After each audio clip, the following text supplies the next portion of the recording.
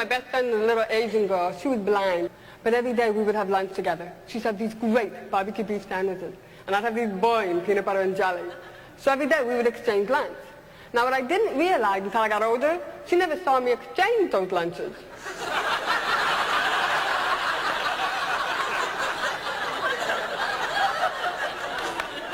But then again, I never heard her complain about it either. One of the first times that I did learn as a child was good morning. And I got to tell you, as a kid, I was so excited that I could communicate that the very next family reunion, I went up to everybody and I signed, "Good morning."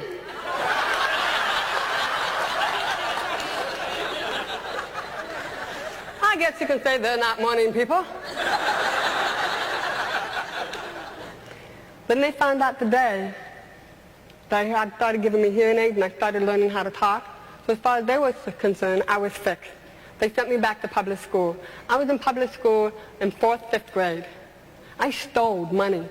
I stole candy. I stole things from my house to take to school to give to the other kids because I wanted them to like me. So I'm in school and I'm saying, "Hi, you would like me to be my friend?" I just want to be accepted. I wanted to be a part of something. Everybody wants to be accepted, a part of something. So I stole, and I would give stuff away. I couldn't understand anything in the classroom. Teachers would have their back up against the blackboard. I couldn't hear what they were saying. By the time one kid would say something, I'd go to look for their lips, another kid's lips were moving. I was totally lost. I graduated from high school with a 1-point average. I didn't know what to do with my life. I was so lost and so confused for so long. So by the time I was 20 years old, I've tried committing suicide 5 different times. Now, there are going to be some things I'm not going to be successful at. And there's not a day that goes by where I don't thank God for letting me fail at least 5 different times. When I was 20 years old, I was laying on a beach sunbathing. A lifeguard Jeep ran me over. Talk about not knowing what your job description is. The Jeep ran over my face, stomach, chest, side, and back.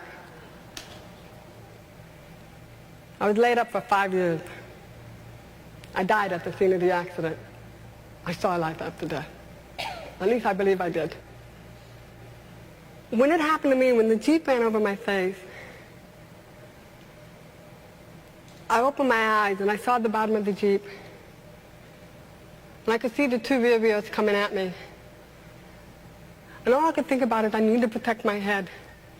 So I went to put my hand up above my head, and unfortunately when I did that, the rear wheels took my elbows and took me and turned me. The next thing I remembered, everything turned the most beautiful blue, a blue I yet to see on this earth. I was totally surrounded by it. And then the brightest, whitest cloud came toward me. And all I could remember was, no, I'm not ready yet. And I just sat there, I'm not ready yet. And when I said that, everything faded away. And I saw the paramedics started working on me. Laid up for 5 years. In and out of a wheelchair for 2.5 years. They said I'd never walk again.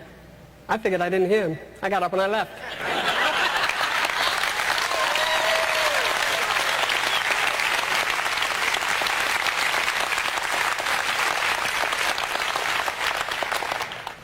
I'll never forget the day I got up out of intensive care and they had me in a wheelchair by the window and I yelled at God, "You can't do this to me. I can't be in a wheelchair. I can't have a hearing loss and be in a wheelchair for the rest of my life. Lord, please, let's not do this." And I said, "You know, when I thought about coming back, you didn't tell me about this." I worked really hard to walk. I used to join the YMCA and I'd swim. Something told me that if I kept swimming, eventually my legs would follow with me. Either that or drag behind, I don't know, one or the other. When I started walking, one day I just packed my car up. I was living in Cleveland, Ohio, and I started driving. I ended up at the Pacific Ocean. I looked at the ocean, I looked at the car, and I said, darn, I ain't going any further, am I? I ended up in California. When I was 27 years old, I got diagnosed with cervical cancer. Now, after a while, you get a little upset. So I sit in there, the doctor said, we'll have the surgery. I went in, I had the surgery. 6 months later, I get a phone call, Kathy, we didn't get it all. I didn't know what to do. I was in my apartment, pacing the floor. Do I have the surgery? Do I not? I mean, I spent the first 20 years of my life trying to commit suicide. I finally died, and then I decided to stay. And now you're telling me if I don't have the surgery, I have 6 months to a year to live. I have no family support. What do? I, a perfect child of God, and society took me by the back of the neck and said, here, you're going to be retarded. Whoa, this is okay. I like this school. These people are really great. No. Now you have your hearing aid. You're fixed. You're going back to public school. I don't understand the teacher. The teacher has her back turned to me. The kids are making fun of me. No. Now you're going to be in a wheelchair for the rest of your life because you got run over by a Jeep. God, please don't forsake me like this. I can't live like this. No. Now I'm going to give you cancer and I'm going to give you 6 months to a year to live. This is where I learned how to say, no. Hear this. How dare you say I cannot talk? How dare you say I cannot walk? How dare you say I cannot have a life?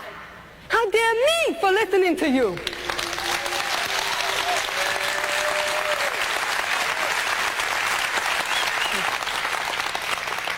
I decided to take control of my life, take charge of it. I changed my diet. I changed my attitude. And I've been clean of cancer for over 15 years. The gift of choice. It's a gift that's given to you that nobody can take away from you. You have unlimited choices. If you make the wrong choice, you can try to correct it with another choice to make it right. Your life is the most precious gift you'll ever have. And it's the only one you have. You'll come into this world alone, you will leave alone. Who you meet in between is the challenge of how you deal with your life. Remember, no matter how bad something is in your life, it has a time limit. And women, we know we can drag something bad on forever. But also remember, no matter how good something's going on in your life, that too has a time limit.